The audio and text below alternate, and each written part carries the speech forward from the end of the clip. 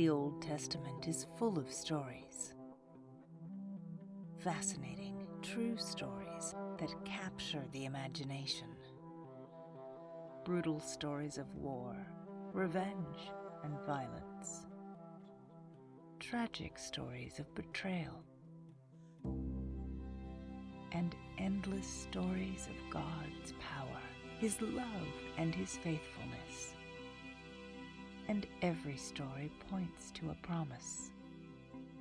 A Savior is coming.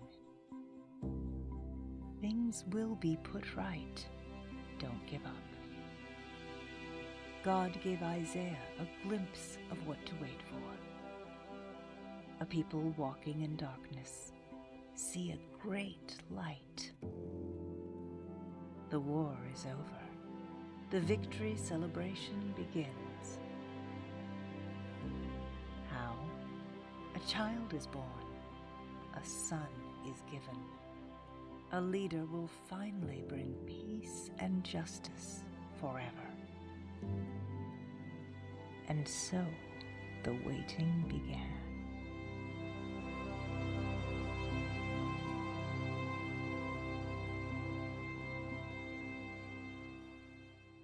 All right. So you ever have one of those dreams, and I'm talking like the really bizarre, weird, strange dreams. Maybe if you're like a chocolate fan, I don't like chocolate, but I suppose if you really like chocolate, maybe I'm talking about a dream where you're floating down a river full of chocolate.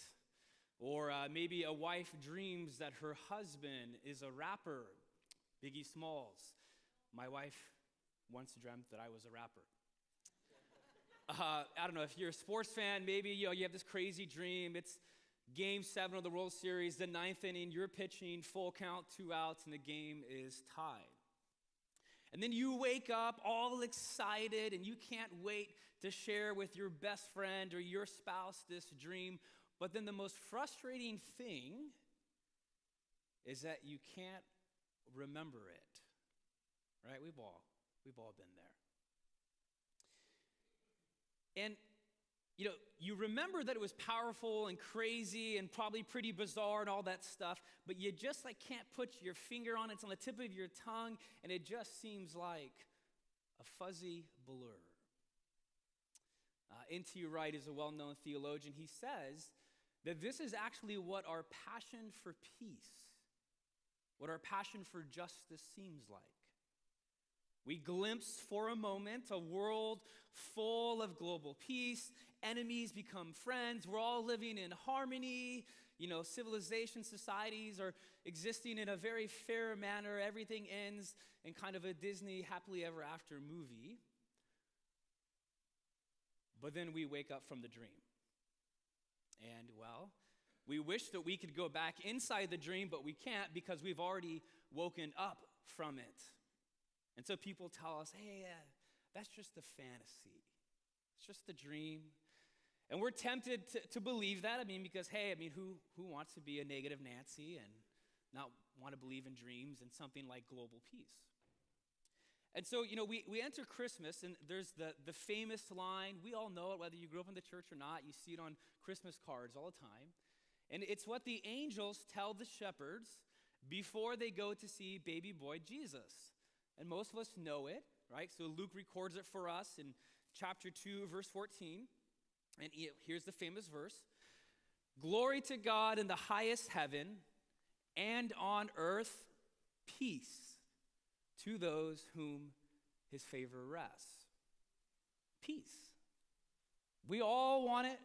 We all naturally crave for it. Civilizations for thousands of years have dreamed the dream of peace. Politicians promise it every year, especially when they're candidating. Movies like even mock pageant girls. So I only know this because my wife used to be in the pageant world. Pray for me. I need a lot of stuff I can get in that world. So in Miss Congeniality, which is this movie, right? Every pageant girl is asked the famous question, well, what's the one most important thing that you think our society needs? And they all say, global peace. World peace.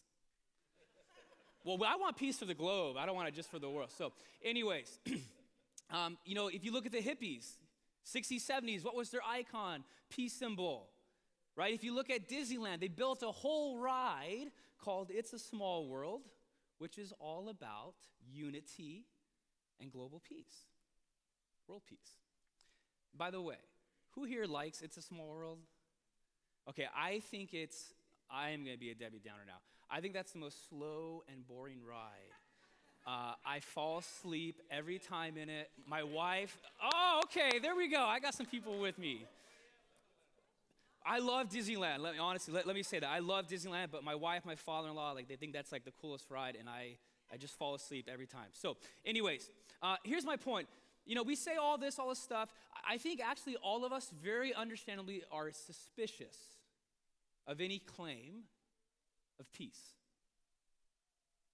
And this was certainly the case for Israel. 2,500 years ago, this little nation, and they were given this grand vision for peace. And so during this Christmas, this Advent season, we've been kind of going back in time and joining up with the ancient prophet Isaiah. And so we've been kind of joining them in waiting and preparing ourselves and anticipating when this Messiah would come. And so as Christians, as followers of Jesus, not only do we look back with them and prepare ourselves for his first coming, but we do the same thing for his second coming, right? Jesus hasn't come back yet. And so we're in that tension of looking back as well as looking forward when Jesus comes back and he finishes and he wraps up that rescue project that he launched in his birth. So we're going to be in Isaiah 11 this morning, and this vision of peace is given. And Israel, as you've probably heard the last 2 Sundays, they were in a lot of trouble.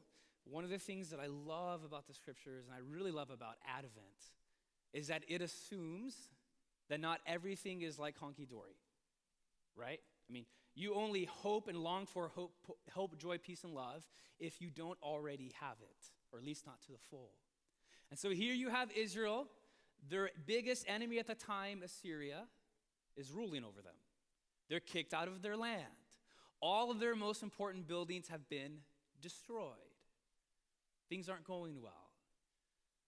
Probably, most likely because their kings have been corrupt. Right? Go figure, politicians who are corrupt. That never happens today.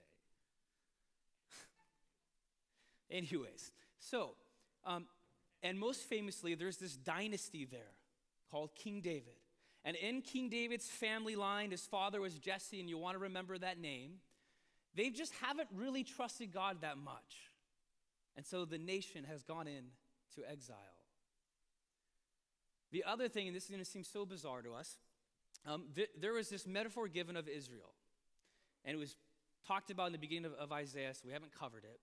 But essentially, the illustration was this. Israel is like just a huge forest of trees, particularly their leaders, and they've been so bad that the whole forest caught on fire, and all the trees were chopped off. Burnt, dead trees are what's left, just down to the very stump. Not a good illustration that you probably want your country to be compared to. So that's where we pick up in Isaiah 11, and you'll see right away what I'm talking about. So Isaiah 11, chapter 1, this is where we're going to camp out this morning. Page 481, the free gray Bibles. If you don't have a Bible, that is our Christmas gift to you. Here's how this vision starts. A shoot will come up from the stump. So remember, the dead, cut down, burned forest trees. A shoot will come up from the stump of Jesse. Jesse's the father of David, the golden family of kings. And from his roots, a branch will bear fruit. And the Spirit of the Lord will rest on him, the Spirit of wisdom and of understanding, the Spirit of counsel and of might, the Spirit of the knowledge and fear of the Lord, and he will delight in the fear of the Lord, and he will not judge by what he sees with his eyes, or decide by what he hears with his ears, but with righteousness he will judge the needy. And with justice he will give decisions for the poor of the earth. And he will strike the earth with the rod of his mouth. And what my wife tells me every morning when she smells my breath, with the breath of his lips, he will slay the wicked. Righteousness will be his belt, and faithfulness the sash around his waist. And then here, listen, this is what we're going to camp out on this morning, right here. The wolf will live with the lamb. The leopard will lie down with the goat. The calf and the lion and the yearling together. And a little child will lead them. And the cow will feed with the bear, and their young will lie down together. And the lion will eat straw like the ox. And the infant will play near the cobra's den. And the young child will put its hand into the viper's nest. And they will neither harm nor destroy in all my holy mountain, for the earth will be filled with the knowledge of the Lord as the waters cover the sea. And in that day, the root of Jesse will stand as a banner for the peoples, and the nations will rally to him, and his resting place will be glorious. I would venture to guess that I think for us, there's probably maybe two common understandings of peace that we have today. Actually, I'll make that three. If you're a basketball fan, the first thing that you think of when you hear the word peace might be an NBA player named Ron Artest, who legally changed his name to Meta World Peace. So the Lakers have world peace on their team. Far more importantly, here are the two that I think we think of. I think a lot of us think of peace as simply the absence of conflict, right? So we think of peace that when the war's over, there's peace because everything bad, everything evil has been eradicated. That's how we understand peace. Another common, I think, understanding of peace, maybe if not even more so in our culture today, is that peace is kind of this like inner, sentimental, just happy-go-lucky butterfly feeling, right? You just feel at peace. Inside your heart, you just feel peaceful. And so I think this peace maybe comes from when you spend time in prayer or you're meditating. For the young people in here, this is kind of what people get at when they say, hey, I'm just going to send you some good vibes, okay? If you don't know that phrase, don't worry about it. And let me be clear, there's nothing wrong with either of those definitions of peace. I think we see both in the Bible, right? So famously, there's a verse that, God's peace surpasses all understanding. That's kind of talking about like the inner heartfelt peace. And then also in the scriptures, it talks about, at some point when Jesus comes back, all war will be over with. So there will be an absence of conflict. Here's the point this morning, though.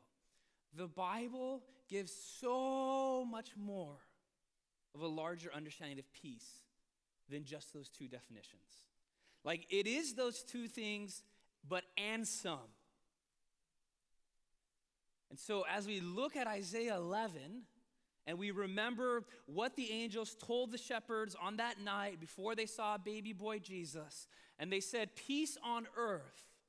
What we're going to see is that for Israel and the people of that time, they understood that as shalom. Shalom is just the Hebrew word for peace. That's how we translate it in the Bible. Scholars tell us, here's what shalom means if you don't know this morning.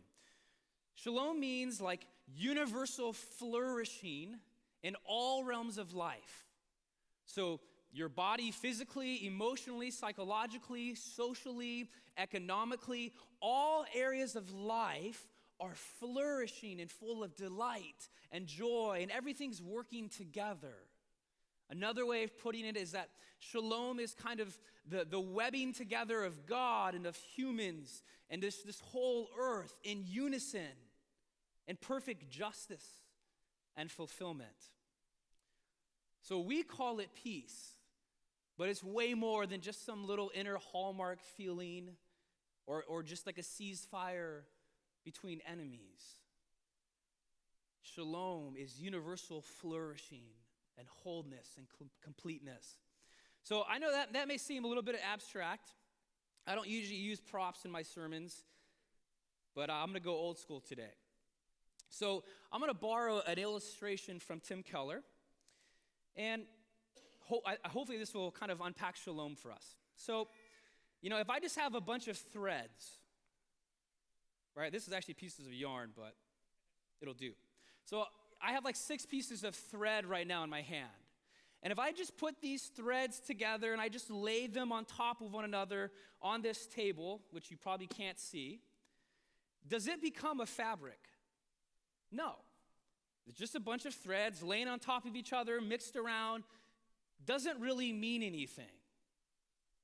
Now, I'm going to have Rachel bring up here this. And, this is what I made Rachel for Valentine's Day one year. No, actually I didn't. I actually cannot claim that. Someone here in actually this church gave it to us as a gift. So here are threads. You see, all these threads, they're woven under and over and around, making a fabric. Shalom is this, right? A fabric becomes beautiful when it's interwoven and kind of mixed up with each other, and it becomes complete and whole. Here, Rachel, you can take this back. I'm just imagining like someone taking a picture of me with like this blanket up and all that kind of stuff. That could be interesting. Anyway, so the more interdependent those threads are, the stronger they are, the more beautiful they are. And so here's the point. God has made this world with billions of different parts, different threads, if you will.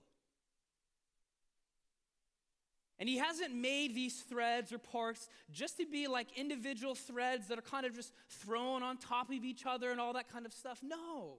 He's made this world to function in unison and to flourish together and to be interwoven and webbed and interdependent and every other adjective that you can think of. That's shalom.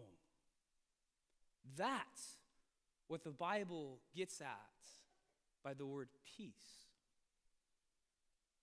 Right? So to kind of bring it to modern day, we can't just take all of our individual threads of life, our family, our job, our finances, the city we live in, our kids, whatever, all these different threads, and kind of just put them out before our life. And as long as they don't individually have any conflict, then that's peace. No. God's saying, I want to web together all the areas of your life into wholeness.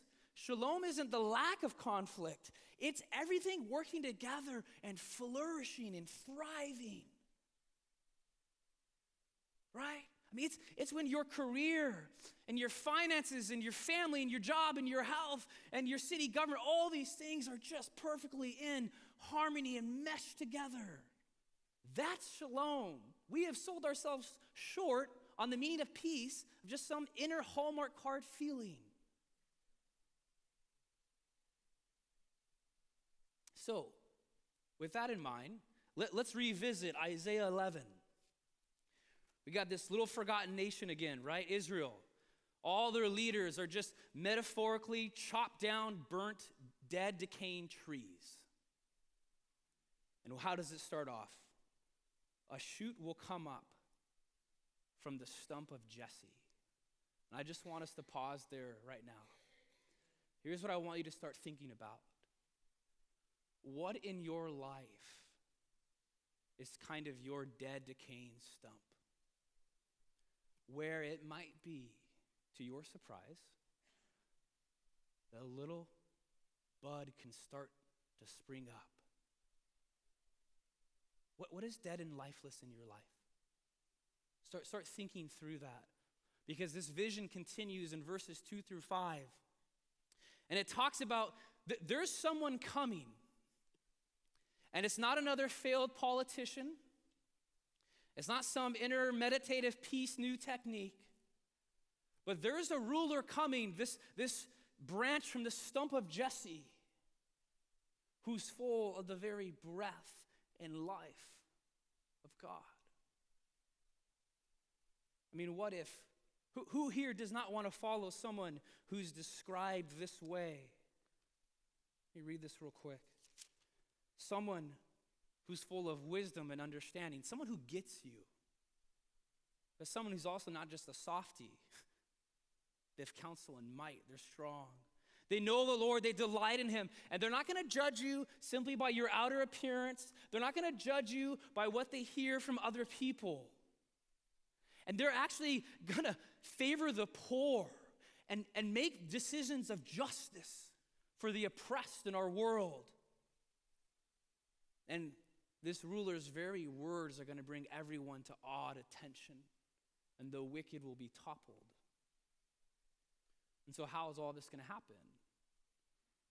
We're told, because righteousness and faithfulness will be at the very heart of this person's existence.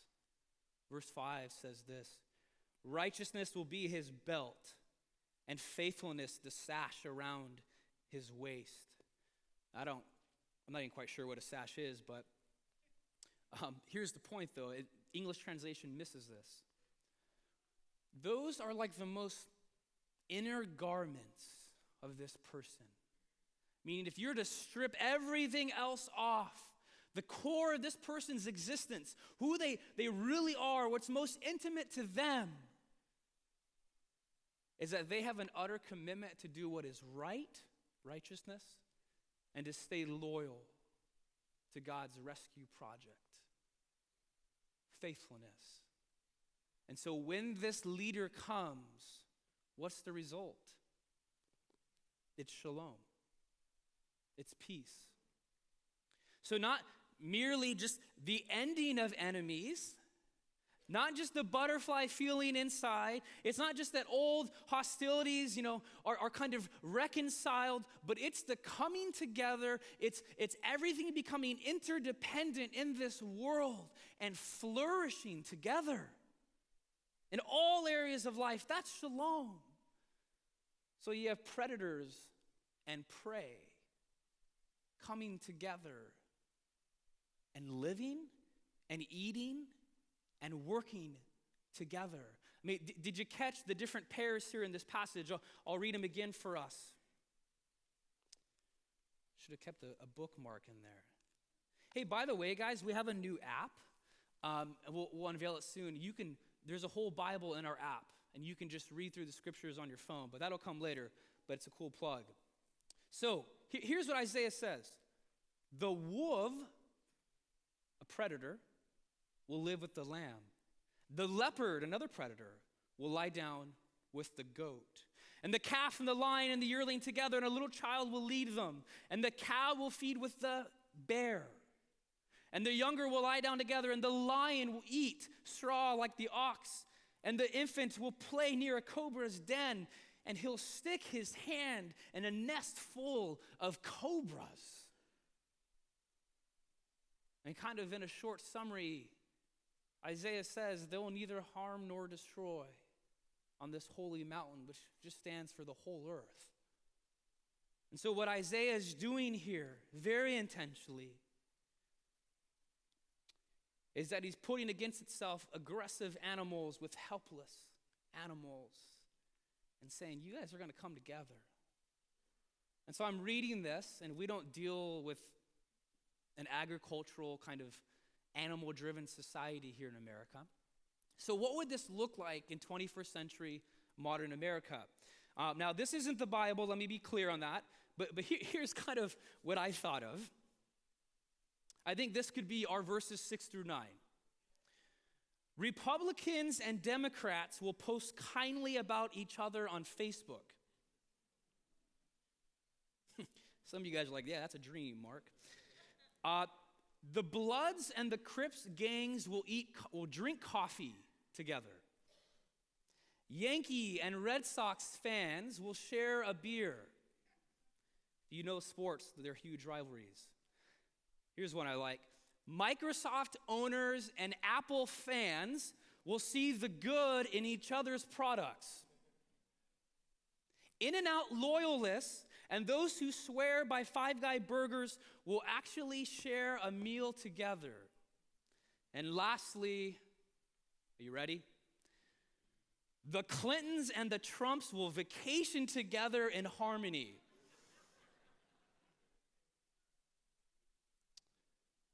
What's your verse? What's your verses 6 through 9? Who are your enemies? Where is there hostility in your life? Where have there been burnt down bridges? Where is there forgiveness needed? I mean, what are the kind of opposite enemies in your life that you can never dream of coming back together? Simply put, what area in your life needs the peace of God? You see, God isn't in the business of just resolving conflict, but of making enemies flourish together. God isn't in the business of just resolving conflict, but of making enemies flourish together. But Mark, you don't know my life, right? You don't know all the sketchy relationships, all the weird situations I'm in. You're right, I probably don't. I know some of them. But do you know God? Because the whole way that this is accomplished at the end of verse 9, they will neither harm nor destroy on all my holy mountain, for, or because of, or this is how this is all going to unfold.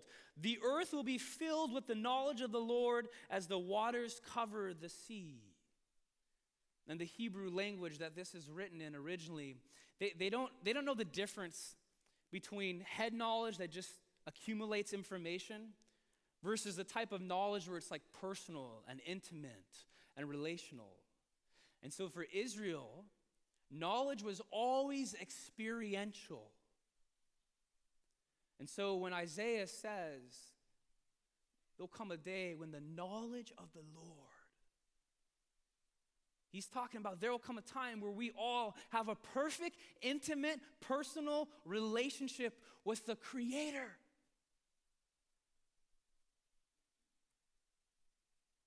As the waters cover the sea. What do you mean? The waters are the sea. The knowledge of God is going to just marinate this earth. And he's saying this Messiah, this stump of Jesse is going to lead you to find that knowledge now so that you can get a taste of that peace, that shalom. And so the earliest Christians, 30, 40 AD, they start writing these letters, and this movement grows. And they say that this little baby boy named Jesus, he's actually the branch that comes from the stump of Jesse. He begins to bear fruit, and the nations and the world rally to him. And I could go, there's countless places in the scriptures that I could show you this. I'm going to show you just two, so that way you don't think I'm like making stuff up, right? We want to be people who follow the scriptures. So I'm just going to point out two, that way you don't think I'm crazy. Don't worry about turning there. Romans chapter 15. We'll have it up on the screens. Paul, this early church planter, in passing, he just writes this. He says, "For I tell you that Christ has become a servant of the Jews on behalf of God's truth, so that the promises made to the patriarchs, the Old Testament, might be confirmed. And moreover, that the Gentiles, right, everybody who's not Jewish, that's us, might glorify God for his mercy, as it is written." And here's what he says, quoting Isaiah 11, "The root of Jesse will spring up, one who will rise to rule over the nations, and in him the Gentiles will hope." Here's the point. Paul identifies Jesus, the Messiah, as this branch from the stump of Jesse. One other one, Luke chapter 1, right a chapter before, the angels tell the shepherds, peace on earth, shalom's coming. This is what an angel tells Mary and Joseph, verse 31, "You will conceive and give birth to a son, and you are to call him Jesus, and he will be great, and he'll be called the Son of the Most High. And the Lord God will give him the throne of his father David." Remember, David was Jesse's son. His point is, Jesus comes from this family tree of Jesse, and he will reign over Jacob's descendants forever, and his kingdom will never end. We could go on. Here's the point. Jesus is the unexpected but promised ruler of Isaiah 11, who's here to bring peace, shalom, and justice. Jesus is the Prince of Peace who metaphorically came from a tree, but who literally brings peace by dying on a tree. Right? Jesus is the Prince of Peace who metaphorically comes from a tree, the stump of Jesse, but who literally brings peace by dying on a tree, the cross. So, okay, there's a lot of stuff going on here, Mark. Paul, I'm quoting a lot of stuff today, I know. He brings all of this together in one sentence. Colossians chapter 1, verse 20. Paul writes, "And through him to reconcile to himself all things, whether things on earth or things in heaven," everything, right? This is shalom. "By making peace through his blood shed on the cross." Another translation, a modern one, puts it this way. I love this.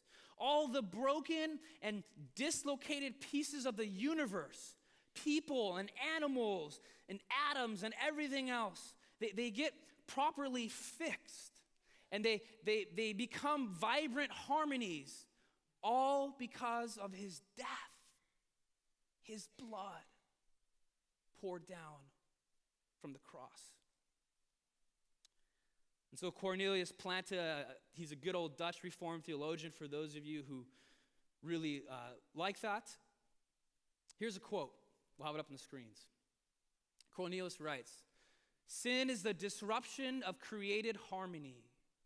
God hates sin not just because it violates his law, but because it violates shalom. Because it breaks the peace, because it interferes with the way things are supposed to be. And God is for shalom and therefore against sin. In fact, we may describe evil as any spoiling of shalom, whether physically, morally, spiritually, or otherwise. In short, sin is shalom breaking. See, sin has vandalized shalom. But Jesus on the cross allowed sin to vandalize him so that he could bring shalom to the world. Jesus let sin kill him on the cross so that he could bring shalom to the world. This is why this little baby boy is the only one who can bring us true peace. Right? Not yoga class, inner peace. But because this baby boy, 30 years later, surrendered his life on a cross, signing the ultimate peace treaty, and the victory is his. And so we, in this Advent, this Christmas season, we look back on that decisive turning point in the war, the cross, where Jesus signs a peace treaty, so to speak. And we know the victory is his. It's over. And now we wait till he comes back and he ends this war for good, and he just wraps up this whole thing and just invading and marinating this earth with his peace.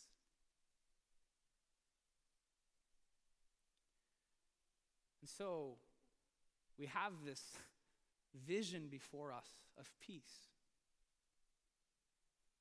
And the question is, well, how does that change us now? Right? So what? And isn't it interesting that in a season where we're supposed to celebrate the Prince of Peace, most of us don't have peace. Right? In December, most of us don't have peace. But it's the season that we're supposed to celebrate the Prince of Peace. But I think, when the gospel, when the good news of Jesus, when it grabs a hold of your life, like you can't but help it just kind of ooze out of you and just impact the world around you. I mean, we don't go out there and just be peaceful because it makes us feel good. If that's what you leave this morning with, I've done a horrible job. Right? And the reason why I say that is, I think a lot of people, oh yeah, let go be peaceful. It makes me feel good. I get that. But if that's your reason for being peaceful, that's actually a selfish reason because you're doing it so that you feel good. And I don't think that's actually the strongest motivation. That will wear off very shortly. See, the strongest motivation is when you know and when you encounter and experience God and His peace. And you can't but help that just change who you are and the way you live. I mean, if we really believe this is the vision of peace that we're going towards, that's got to change the way that you talk to your neighbor, your family, your coworkers, how you treat the city that you live in, the nation, much less like all the crazy tense-filled conversations you're going to have at Christmas parties with your family this year. I can't believe I'm going to say this. My wife shared this past week with me that, she thought, hey, this is kind of like how a little girl plays dress up. Okay, like what? If you're a female here, imagine pictures of yourself when you were young, or if you have a sister or a daughter or a granddaughter. And little girls, even at the age of 3 or 4, they love to dress up like their mom. Right? And so they put on makeup and they want to curl their hair and they want to put on fancy dresses and put on high heels. Because they've either seen pictures of their mom like that or in real life or TV shows or something, and they're so excited. They want to be a part of that now, right? Like they're not even 25 or 30 years old or whenever you start wearing makeup and all that kind of stuff. Out of high school, junior high now probably, okay? I'm not going to enter into that conversation. But they see what they're going to be an adult woman and they want to be like that now. And they're excited about it and they play dress up. I think we should play dress up with peace now. Right? Let's practice now what we're going to end up doing. Do you see that? Kind of a weird metaphor, but I'll end with this. This is what Paul writes in 2 Corinthians chapter 5. I think this just brings us all together. Here's what he says. God, who reconciled us, that's peace language. God who reconciled us to Himself through Jesus. What is this? And gave us the ministry of reconciliation. He gave you. And that God, next slide. All this is from God. Okay, let me just read it from my own here. That God was reconciling the world to Himself in Christ, not counting people's sins against them. And He has committed to you the message of reconciliation. And we are therefore Christ's ambassadors, as though God were making an appeal through you. Do we get this? Right? The gospel comes to you, you've been reconciled, and now you are to go out and reconcile the world. And so this morning, I just want to end with this. Where can you be an agent of peace? Right? I mean, what in your life, anything, needs to encounter the peace of God? You see, Jesus, we aren't supposed to just be peacekeepers, but peacemakers. Blessed are the peacemakers, for they will be called the children of God. Jesus was not a peacekeeper. He was a peacemaker. He didn't come to resolve conflict. He didn't come to ignore conflict, but He came to resolve it. So we're going to invite the worship team up. We're going to go into a time of response. And as always, we're in different places in this room. And so some of us have areas in our life that I think we're kind of setting to the side when we need to be an agent of shalom, of peace. Where is that? There's different areas you can respond this morning. We have communion right here, symbolizing how God made peace with us. We have the candles over here. You can light something, maybe just encouraging you to enter an area of hostility. But people, prayer team who can pray for you. And the ushers are going to come forward. They're going to collect what God has given to us, and we just give it back to him. Right? We want to be agents of reconciliation in Artesia and Cerritos. So I just invite the ushers to come forward, and let's just take time to respond.